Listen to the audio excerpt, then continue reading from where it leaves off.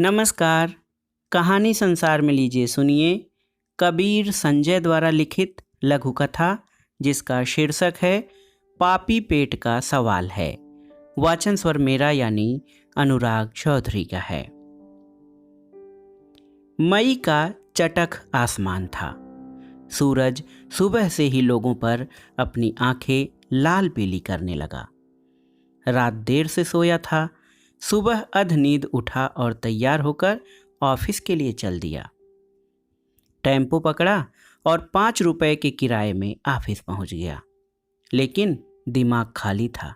क्या बताऊं। Bureau chief की लाल पीली आंखें डराने लगती हैं। एक बड़े अखबार का छोटा सा दफ्तर है। सोनीपत का ब्यूरो है। सुबह 10 बजे की मीटिंग है। रिपोर्टर को एक एक खबर बतानी है, जिसकी रिपोर्ट बनाकर हेड ऑफिस भेजनी है। और मेरा दिमाग खाली है। क्या बताऊं। क्या खबर होगी आज की, कुछ सूझ नहीं रहा। अचानक ही दिमाग में सोनीपत बस अड्डे के सामने के ठेले घूम गए। कल दोपहर में बस अड्डे के पास घूमते हुए वहीं पर गन्ने का रस पिया था। 5 रुपए गिलास। इतना सस्ता तो अब कुछ भी नहीं मिलता। थोड़ी देर गन्ने वाले से बात भी हुई थी। देवरिया के किसी गांव का मनोहर लाल सोनीपत बस अड्डे के सामने लोगों को गन्ने का जूस पिलाता था।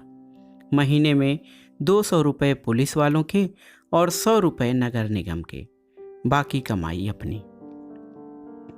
कोई खबर नहीं थी।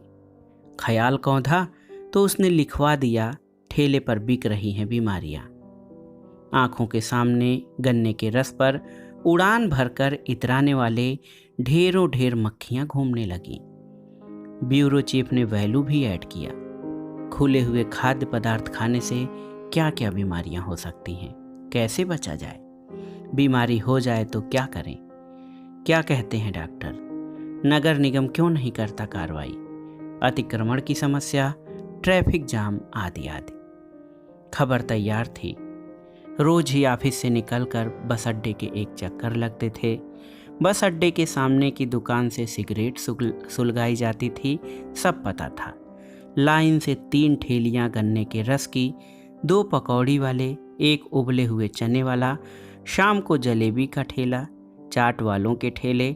सड़क के किनारे तमाम ऐसे दुकानदार थे। पूरा पैकेज तैयार है, बस कैसे बचें भी खुद से ही लिख लेंगे। डॉक्टर क्या बताएगा, इतना तो हम ही जानते हैं। बस किसी डॉक्टर का नाम देना पड़ेगा। हाँ, नगर निगम का वर्जन जरूर चाहिए होगा। दिन भर मटर गश्ती की और शाम को पैकेज तैयार। ठेले पर बिक रही हैं बीमारियां। शाम तक शहर में कोई बड़ी लूट नहीं हुई, चोरी नहीं, हादसा नहीं हुआ। मजबूरन ठेले पर बिक रही हैं बीमारियां ही लीड हो गई। अगले दिन शहर के पन्ने पर 6 कॉलम की हेडिंग में यही खबर छाई हुई थी। बस अड्डे के सामने ठेलियों के फोटो भी। पता नहीं नगर निगम वालों को क्या सूझा। खबर छपने के साथ ही कार्रवाई भी हो गई। ब्यूरो चीफ खुश। इस दिन की भी लीड मिल गई। खबर का असर का लोगों का इस लीड में लग गया।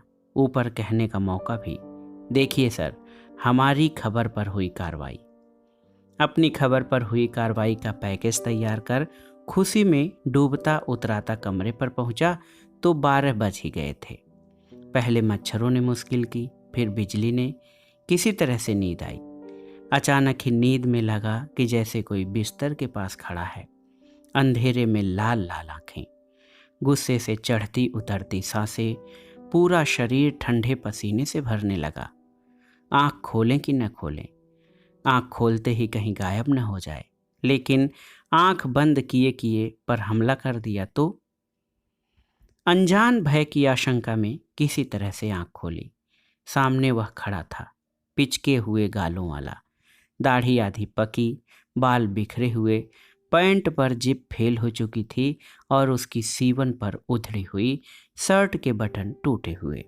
हाँ, ये मनोहर लाल ही तो था जिसके यहाँ उसने गन्ने का जूस पिया था। साहब, हमने क्या बिगाड़ा था आपका? हाँ, क्या हुआ? हमारे यहाँ से रस पिया, आपने पत्रकार हैं, हमने एकदम ताज़ा खींच के भी दिया। अरे तो उसके पैसे तो लिए तुमने, पर साहब हमारी रोजी क्यों उजाड़ दी? नगर निगम वाले मशीन ठेला सब ले गए। मैं इसमें क्या कर सकता हूँ? खुले में मक्खियाँ भिनकती हैं, बीमारी हो सकती है। लेकिन हम तो साफ रखते हैं, गिलास भी धोकर देते हैं। बैक्टीरिया समझते हो?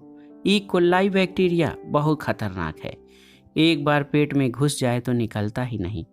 पर साहब हमारा तो गन्ना भी ताज़ा होता है, मंडी से छांट छांट कर लाते हैं। ई कोलाई से डायरिया हो सकती है, ज़्यादा उल्टी दस्त हो जाए तो आदमी मर भी सकता है। मैं हाइजीन, स्वच्छता और बीमारियों के बारे में मनोहर लाल को समझाने लगा। लंबा वक्त बीत गया, मैं न जाने कब तक उसे बताता रहा और वो जवाब देता रहा। मैं थक गया, अब क्या बताऊं? लेकिन साहब ये तो पापी पेट का सवाल है। हमारे छोटे छोटे बच्चे हैं जो गांव में रहते हैं। यही तो इतनी देर में मैं भी कह रहा हूँ, पापी पेट का सवाल है। मेरे भी छोटे छोटे बच्चे हैं जो गांव में रहते हैं। तो ये थी कबीर संजय द्वारा लिखित लघु कथा पापी पेट का सवाल है। हर किसी के पापी पेट का सवाल है, लेकिन सबकी आमदनी का भी सवाल है कि कैसे उसके छोटे बच्चे जिएंगे, और इसी में तालमेल बनाकर चलना ही मानवता है। तो ये कहानी एक छोटी सी कहानी है कि हर आदमी अपना कार्य कर रहा है, लेकिन हमें ये देखने की कोशिश करनी चाहिए कि जिससे किसी और का भी घर चल सके। केवल हमारा ही घर न चले, बल्कि हमें कोई ऐसा कार्य करना चाहिए जिसमें सहजीविता हो, यानी हमारे किसी कार्य से दूसरे का अहित या नुकसान न हो। तो ये लघु कथा बहुत ही सीख देने वाली थी और हमें इसे सीख भी लेना चाहिए। हम अपने वाहवाही के चक्कर में या अपने पेट पालने के चक्कर में दूसरे की रोजी रोटी पर या दूसरे के पेट पर लात न मारें। तो ये थी आज की हमारी कहानी। कहानी आपको कैसी लगी हमें कमेंट बॉक्स में ज़रूर बताइएगा।